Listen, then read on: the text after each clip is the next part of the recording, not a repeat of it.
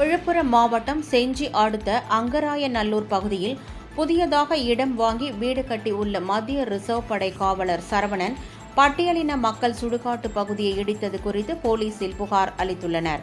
தொடர்ந்து சரவணன் அராஜகத்தில் ஈடுபடுவதாகவும், எனவே அவர் மீது சட்ட ரீதியான நடவடிக்கை எடுக்க வேண்டும் என அப்பகுதி மக்கள் கோரிக்கை விடுத்துள்ளனர். ஆற்காடு சாலையில் அங்கராயநல்லூர் கிராமத்துக்கு போகிற வழியில் சுடுகாடு ஒன்று இருக்குது. அந்த சுடுகாடு பாதை போன ஆண்டு 5 வருஷத்துக்கு முன்னாடி தான் போட்டாங்க 29 லட்சத்துக்கு.